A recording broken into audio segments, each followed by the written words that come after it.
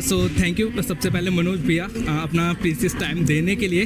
और जैसे कि काफ़ी ऑडियंस के क्वेश्चन आ रहे थे, पहला तो ये जैसे कि आप इंडिया के पहले ओपन एथलीट हो, जो कि आपने ओपन डेब्यू भी कर लिया जापान में जाके, वहाँ पे 28 एथलीट कॉम्पीट करने गए थे, उसके साथ में स्टेज शेयर करी। नॉट ओनली एथलीट, वहाँ पे अच्छे ओलंपियंस भी थे, टॉप ओलंपियंस के साथ में स्टेज शेयर किया। कैसा एक्सपीरियंस रहा स्टेज शेयर करना ओलंपियन के साथ में, और जैसे क्या फीडबैक मिला आपको?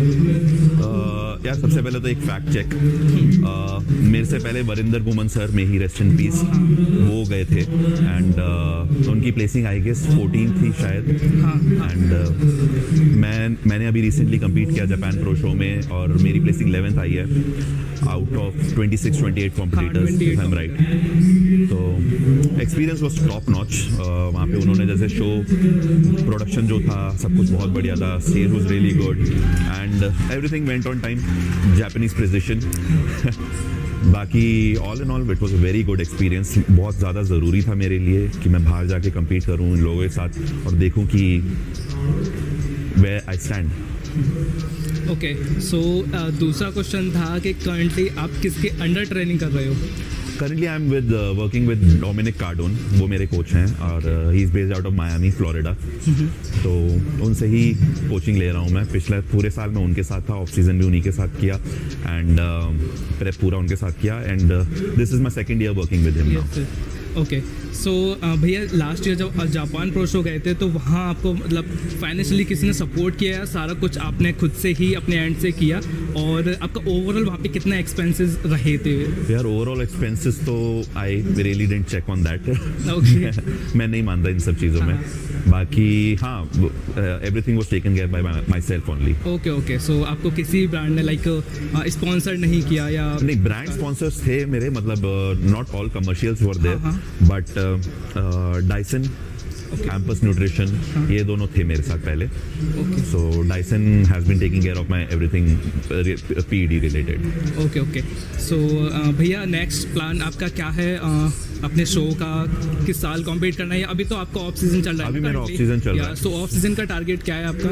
मैं टारगेट वेट के हिसाब से नहीं चलता। अच्छा। मैं और मेरे कोच ये अक्सर ये बात करते हैं, पहले भी की थी कि उनसे मैंने पहले भी पूछा था कि स्टेज वेट कितना रहेगा वगैरह वगैरह, बट सीधा सा हिसाब है कि वेट के पीछे भागेंगे तो फिर वो लुक खराब होती है, खराब होगा। हाँ, तो इसीलिए इस साल भी मैंने वो अप्रोच नहीं लिया। ऑफ सीजन का क्या वेट, कोई ऐसा कुछ टारगेट वेट नहीं रखा। Till the time all things are good, I'm healthy and I'm able to push, so we are going to push the off season. Most oily 2026 के एंड तक मैं देखूंगा कि कौन से शोज पिक करने हैं जब प्रो लीग का कैलेंडर आ जाएगा। आई थिंक 27 के मिड अराउंड लाइक मई के बाद मैं कोई शो करूंगा, but I am thinking it will be mostly in US और Europe. Okay. So last question था भैया कि जैसे माइंड में गोल्स होते हैं कि लाइक इस ईयर एंड तक या एटलीस्ट यहाँ तक हमको ओलंपिया में जाना, स्टेज पे पहुंचना, वहाँ का एक्सपीरियंस लेना है, एनवायरनमेंट वहाँ का फील करना है। सो ऐसा कुछ माइंड में कुछ है आपके, या सीधा बस एक फ्लो में चलते ही जाना है? मैं बहुत ऑनेस्ट रहूँगा आपके साथ। ऐसा गोल मैं पहले रखता था एंड जैसे जैसे शो होते हैं और शो में मतलब when you dive deep into it, उस माइंडसेट में रहते हो कि अभी ये करना है, साल तक ये करना है, वो बहुत हड़बड़ी होने लग जाती है। मेरे को बर्डन भी रहता है कि ये हमारा टारगेट। मैंने ये नोटिस किया कि मैंने पिछले जितने क्लासिक प्रो शोज किए थे, उससे ज़्यादा मुश्किल शो एक ओपन बॉडी बिल्डिंग का शो होता है। मैंने एंजॉय किया क्योंकि मैंने कोई एक्सपेक्टेशन नहीं लगाई थी। मैं बहुत सच होकर कैंडिडली बात कर रहा हूँ आपसे। मैंने कोई एक्सपेक्टेशन नहीं लगाई थी कि मेरे को टॉप 5 में आना है वगैरह वगैरह। मेरे को पहले से पता था कि कौन कौन आ रहा है वहाँ पे कम्पीट करने के लिए। Olympians like James Hollingshead, 212 Olympia winner Shaun Clarida was there, Stuart Sutherland, जो बीफ स्टू के नाम से जाता है, Stuart Sutherland was there, Mark Hector was there and quite a lot of Iranians, हाँ। इजिप्शियंस, जापानीज इतने सारे थे, जापानीज, हाँ जापानीज काफी इतने थे। सारे लोगों के बीच में मैंने कोई एक्सपेक्टेशन नहीं रखी थी कि मैं ऐसी प्लेसिंग लानी है, मेरे को इसी साल क्वालिफाई करना है। वो जब मन में आ जाता है तो फिर you stop enjoying the process, ऐसा मेरे को लगता है। बहुत लोग उस पर थ्राइव भी करते हैं and nothing wrong with that, मैं था पहले वैसे, पर अब मेरे को ऐसा लगता है कि मैं जितना मेलो डाउन होकर आराम से प्रेप कर रहा हूँ, मैं उतना खुश हूँ। मेरे को खुश रहना मेरे लिए मायने रखता है बस। Yes, बस उसको एक्सपीरियंस को खुशी से एकदम अपना फ्लो में चलते जाना है। हाँ, एज दे से डोंट, मतलब journey is more important then the Yes, yes. Destination.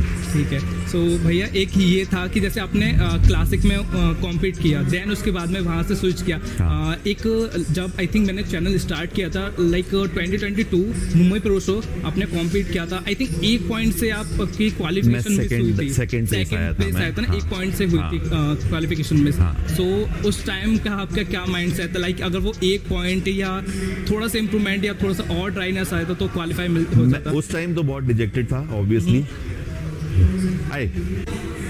सो उस टाइम पे सेकंड आया था मैं एंड एक पॉइंट से रह गया था मेरा ओलंपिया क्वालिफिकेशन। पर हाँ, उस टाइम जैसे कि मैं बोल रहा था कि मैं डिजेक्टेड तो था, थोड़ा बहुत तो हार्ट ब्रेक रहता ही है, but as I look in the hindsight, अब मेरे को ऐसा लगता है कि आई didn't deserve to be on the Olympia stage with that kind of physique. I'm being very brutally honest here. मतलब उस फिजिक के साथ ओलंपिया स्टेज पे जाओ एंड प्लेसिंग, मतलब प्लेस भी नहीं लगनी जहाँ पे, तो उसका मायने भी नहीं रखता कुछ। तो जो हुआ अच्छे के लिए हुआ। ओके, सो लास्ट भैया कि क्लासिक टू ओपन आपका कैसा एक्सपीरियंस रहा? थोड़ा हार्ड रही ये जर्नी या लाइक क्लासिक से थोड़ी सी इजी रही? क्योंकि ओपन में क्या है, आपको वेट नहीं देखना पड़ता ना। कार्ब लोडिंग से पहले क्लासिक में होता है कि एकदम वेट के नज़दीक रहो, साइज को भी वहाँ पे मैंडेटरी रखना पड़ता है और कंडीशन भी at the point, and then वो वेट लिमिट भी थोड़ा सा माइंड सेट में रहती है। देन ज़्यादातर क्लासिक एथलीट वेट वेइंग के बाद में अपना कार्ब लोड करते हैं। सो वो सारे एक्सपीरियंसेस आपके कैसे रहे? मैंने दोनों चीज़ें करी हुई हैं। क्लासिक फिजिक में जब था तब वेट कट के लिए, मेरे को वेट कैप में आने के लिए मेरे को 200-250 कैलोरी पर डे की डाइट भी करी है मैंने। लोग सोच रहे होंगे पर meal, but it was throughout the day. 4-6 हफ्ते के लिए मैं 400 कैलोरीज पे भी था, करीब 7 से 10 दिन में 200-250 कैलोरीज पे भी था। ये सब मेरे को इसलिए करना पड़ा क्योंकि मैं वेट कैप तक पहुंच नहीं पा रहा था, which was 94 if I am not wrong at that point of time. पर उसके बाद जब मैंने ओपन में ट्रांजिशन किया तो ऑब्वियसली ये सारे मुश्किलें जो थी, ये सब नहीं था। मेरे को इतनी, मतलब वेट को देखते हुए मेरे को नहीं चलना था। मैं कार्ब लोडिंग पहले स्टार्ट कर सकता था, ये सब तो था ही। But being an open body builder, it is all the more important that you recover well, that you sleep well, that you eat all your meals on time.